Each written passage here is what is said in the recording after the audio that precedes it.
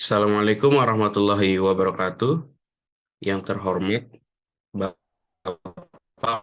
Alif Lukmanul Hakim selaku teman saya yang berbahagia. Pada kesempatan kali ini kami akan mempresentasikan materi yang berjudul Pancasila sebagai Sistem Filsafat. Next,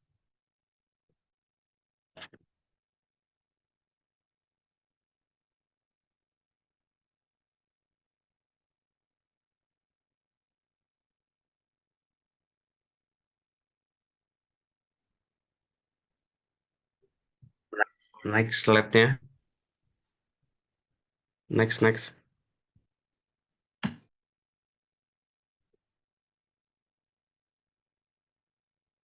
Sebelumnya, perkenankan kami memperkenalkan diri kami terlebih dahulu dengan saya sendiri sebagai moderator Muhammad Arif Setiawan dengan NIM 2252223 4. Adapun anggota kelompok yang lain Syakila Nur Ajijah 2225. Ahmed Teguh dengan NIM 225222228. Rizky Artawiguna dengan NIM 2252252. Aji Putra Hendarta 2252254. Hilda Oktora Puspaningtyas Damora dengan NIM 2252264.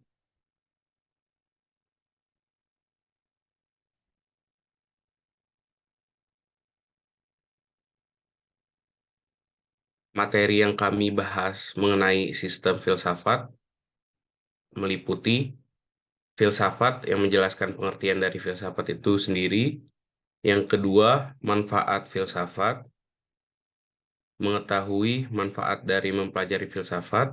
Yang ketiga, filsafat Pancasila, menjelaskan pengertian dari filsafat Pancasila. Dan yang keempat, hubungan Pancasila sebagai sistem filsafat, menerangkan Pancasila sebagai sistem filsafat. Lanjut ke pembahasan.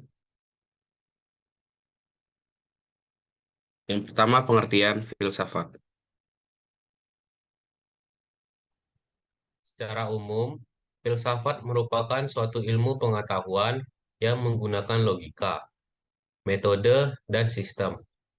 Secara etimologi, filsafat merupakan bentuk kata filsafat yang semula berasal dari bahasa Yunani, yaitu filosofia yang terdiri dari dua kata, yaitu philos atau philen, berarti suka, cinta, mencintai, dan sophia berarti kebijaksanaan, hikmah, kepandaian ilmu. Filsafat merupakan sebuah pemikiran secara rasional atau bernalar, sistematis atau runtut, radikal atau mendalam, komprehensif atau menyeluruh, dan universal, yaitu objektif atau intersubjektif tentang segala sesuatu.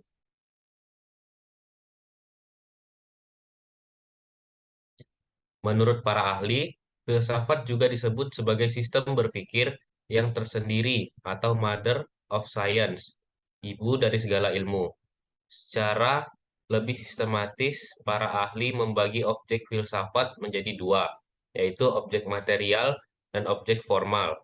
Objek material merupakan objek yang secara wujudnya dijadikan bahan telaan dalam berpikir, sedangkan objek formal merupakan objek yang menyangkut sudut pandang dalam melihat objek material tertentu. Perkembangan definisi filsafat dapat dirangkai dari penjelasan yang dikemukakan oleh beberapa filsuf atau kelompok filsuf sebagai berikut. Yang pertama ada Socrates tahun 468 sampai 399 sebelum Masehi. Socrates menyatakan bahwa pengetahuan itu tidak hanya bersifat subjektif dan relatif, melainkan objektif dan tetap. Bila kita menemukannya, filsafat membantu manusia untuk menemukan pengetahuan yang objektif dan tetap. Filsafat adalah suatu bentuk peninjauan diri yang bersifat relektif atau berupa perenungan terhadap azas-azas dari kehidupan yang adil dan bahagia. Yang kedua ada dari Aristoteles eh, tahun 384 hingga 322 sebelum Masehi. Aristoteles dikenal sebagai bapak logika. Filsafat menurutnya adalah menemukan pengetahuan yang benar dengan berpijak pada pengamatan terhadap alam ini. Dengan filsafat, seseorang dapat membedakan dengan yang hanya berupa penampakan.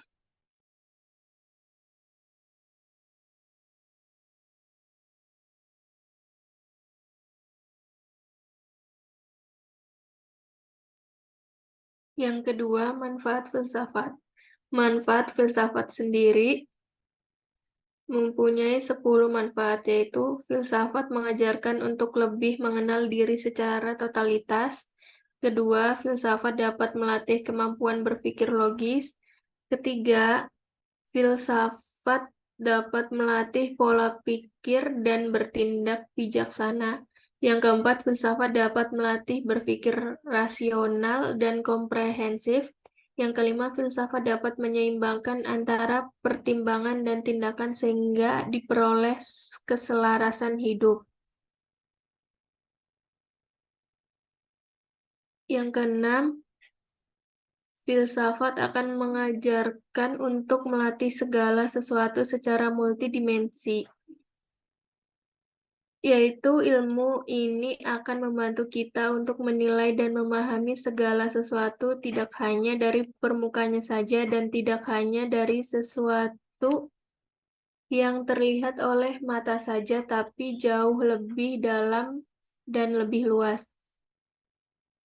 Filsafat dapat mengasah hati dan pikiran untuk lebih kritis terhadap fenomena yang berkembang. Selanjutnya, filsafat dapat mengasah kemampuan dalam melakukan penalaran-penalaran yang membedakan argumen, menyampaikan pendapat, baik lisan maupun tertulis, melihat segala sesuatu dengan sudut pandang yang lebih luas dan berbeda. Filsafat mengajarkan tentang etika dan moral dan dapat diimplementasikan secara langsung dalam kehidupan. Dan selanjutnya, filsafat dapat membangun semangat toleransi, yaitu dengan menjaga keharmonisan hidup di tengah perbedaan pandangan atau pluralitas.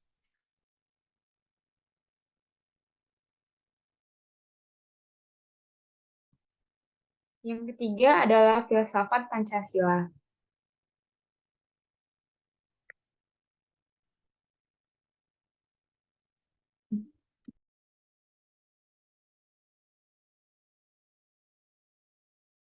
Pengertian filsafat Pancasila bisa secara ringkas didefinisikan sebagai refleksi kritis dan rasional dalam Pancasila sebagai dasar realitas, budaya negara dan bangsa yang menjadi tujuannya mendapatkan pemahaman dasar tentang poin-poin penting dan komprehensif. Menurut Ruslan Abdul Ghani, Pancasila adalah filsafat negara yang lahir sebagai ideologi kolektif atau cita-cita bersama seluruh bangsa Indonesia. Filsafat Pancasila menyampaikan pengetahuan dan pemahaman pengetahuan ilmiah, yaitu hakikat Pancasila. Menurut Ruslan Abdul Ghani, Pancasila adalah filsafat negara yang lahir sebagai ideologi kolektif. Pancasila dikatakan sebagai filsafat dikarenakan Pancasila merupakan hasil perenungan jiwa yang mendalami yang dilakukan oleh para pendahulu yang kemudian dituangkan dalam suatu sistem yang tepat.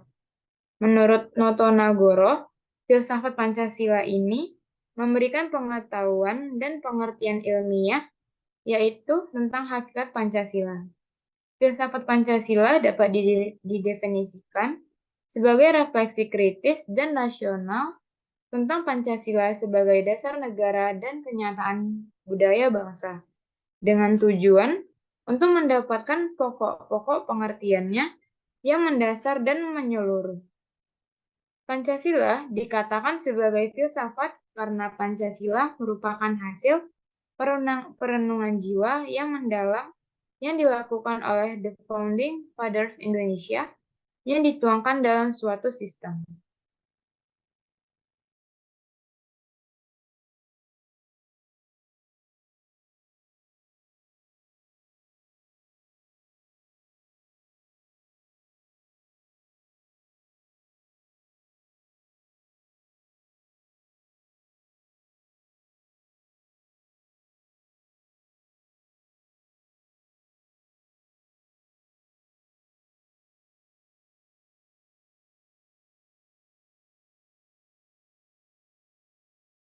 Filsafat Pancasila dapat didefinisikan sebagai refleksi kritis dan rasional tentang Pancasila sebagai dasar negara dan kenyataan budaya bangsa, dengan tujuan untuk mendapatkan pokok-pokok pengertian yang mendasar dan menyeluruh.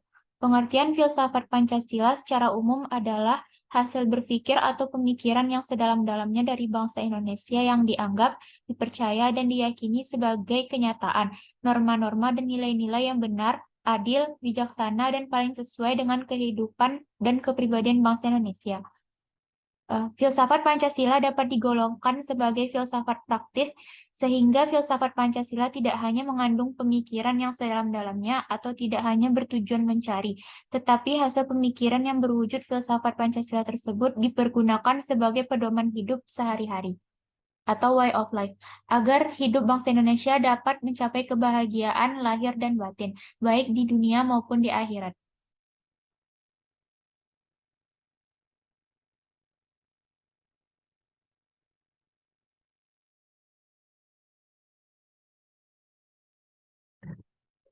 Selanjutnya ada hubungan Pancasila sebagai sistem filsafat.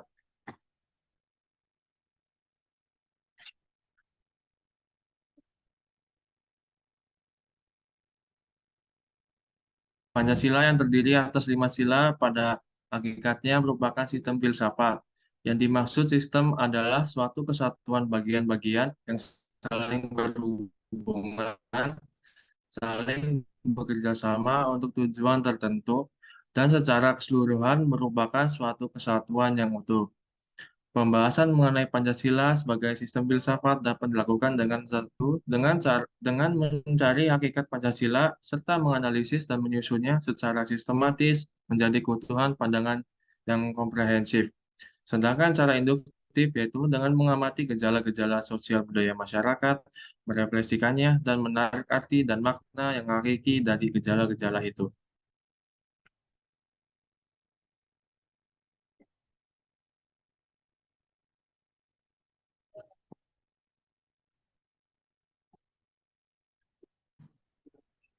Pancasila sebagai sistem filsafat memiliki ciri khas yang berbeda dengan sistem-sistem filsafat lainnya, seperti materialisme, idealisme, rasionalisme, liberalisme, komunisme, dan sebagainya. Ciri-ciri filsafat sistem Pancasila itu antara lain, sila-sila Pancasila merupakan satu kesatuan sistem yang bulat dan utuh. Dengan kata lain, apabila tidak bulat dan utuh, atau satu sila dengan sila lainnya terpisah-pisah, maka itu bukan Pancasila. Susunan Pancasila dengan suatu sistem yang bulat dan utuh itu dapat digambarkan sebagai berikut. Sila pertama meliputi, mendasari, dan menjiwai sila kedua, ketiga, dan keempat, dan kelima. Sila kedua diliputi, didasari, dan dijiwai sila pertama, dan mendasari dan menjiwai sila ketiga, empat, dan lima. Sila ketiga diliputi dan didasari, dijiwai sila pertama, kedua, dan mendasari dan menjiwai sila keempat, kelima. Sila keempat diliputi, didasari, dan menjiwai sila keempat dan kelima. Sila kelima diliputi, didasari, dan dijiwai sila pertama, kedua, ketiga, dan keempat.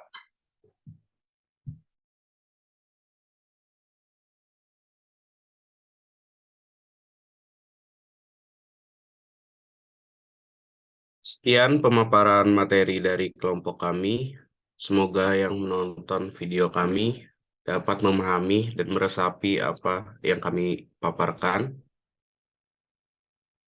Dan dipersilahkan kepada teman-teman sekalian yang ingin memberikan tanggapan berupa komentar, saran, ataupun pertanyaan, langsung saja ke kolom komentar. Demikian presentasi dari kelompok kami. Sebelumnya aku ada pantun nih buat kalian. Apa tuh, Bang Arif? Si Aji menanam bonsai, Masker. Cakep. tak lupa makan stroberi. Cakep. Cakep. Presentasi kami telah usai. Saatnya kami undur diri. Mohon maaf atas kekurangannya dan terima kasih untuk perhatiannya. Wassalamualaikum warahmatullahi wabarakatuh. Tuh.